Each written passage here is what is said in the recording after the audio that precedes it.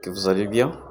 Moi, c'est Alexander, mais vous pouvez m'appeler Alex. C'est tout court et je trouve que c'est un peu super dragueur. Ben voilà, aujourd'hui les gars, c'est une nouvelle tutoriel de une nouvelle chaîne. Ensemble avec vous, on va commencer toute une nouvelle histoire. Donc restez branchés, on va écrire l'histoire ensemble.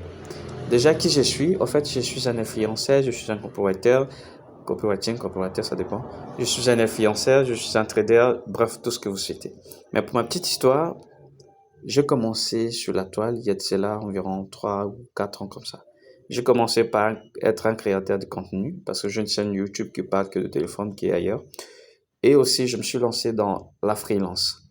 Et ben, freelance, c'est échanger des services en ligne, des choses comme ça. Et s'il y a une plateforme par excellence que je voulais en parler, c'est Fiverr. Ici, sur Fiverr, vous pouvez échanger des services dans tout le domaine que vous voulez. La conception de logos, artistes, on y a réseaux sociaux, WordPress, bref, tout ce que vous souhaitez. D'ailleurs, si vous voulez, vous pouvez aller sur votre navigateur, vous tapez Fiverr, vous allez trouver ça ici. J'ai commencé à travailler en freelance sur Fiverr. WordPress, en fait, il y a pas mal de trucs. Upwork, il y a tellement de choses que je fais. 5euros.com, toutes ces choses-là, je vais essayer de faire. Et ça donnait pas assez de résultats. Je laissé ça pour commencer à autre chose. Et juste après ça, j'ai commencé avec copywriting. On va voir rapidement. Et c'est un type qui m'a vraiment beaucoup inspiré dans copywriting, c'était Benoît. Benoît et Joseph.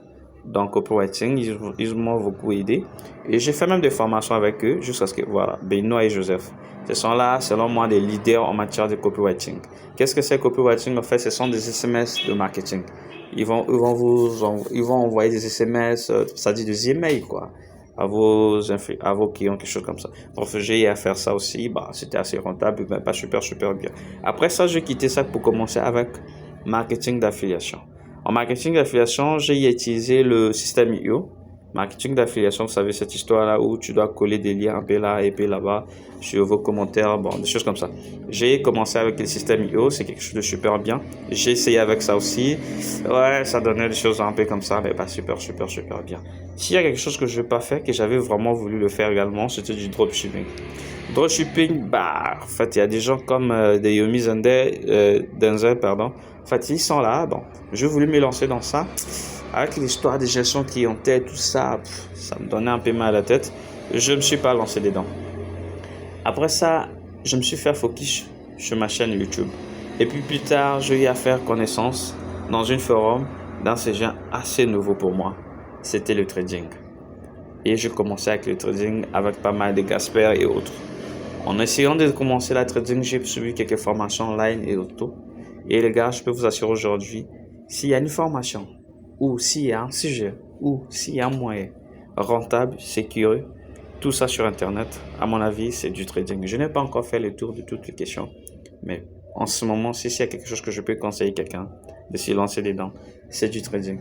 Mais attention, disclaimer, je ne vous dis pas que vous allez venir là commencer à gagner de l'argent tel que celui-là qui fait 3 millions d'euros. Ah non les gars, disclaimer, ça je vous garantis pas. Ça demande du travail, ça demande de formation, ça demande de patience, ça demande beaucoup de choses. Mais ce qui est certain, le trading ça paye. Parce qu'en une journée, tu peux réécrire ton histoire. En une journée, tu peux aussi cramer ta vie. Donc, les gars, c'est quelque chose de très intéressant. Raison pour laquelle j'ai dédié cette chaîne uniquement pour le trading. Ici, nous allons voir des choses assez spécifiques. Qu'est-ce qu'un broker?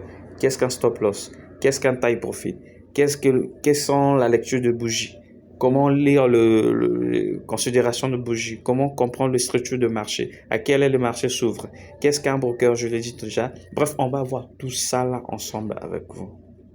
Et donc, si vous êtes intéressé pour ce genre de sujet, je vous invite vivement de vous abonner à la chaîne, d'activer la cloche de notification, bref, de tout activer et de me laisser un peu de j'aime pour voir que le sujet vous intéresse, de dire même en commentaire ce que vous savez déjà sur le trading.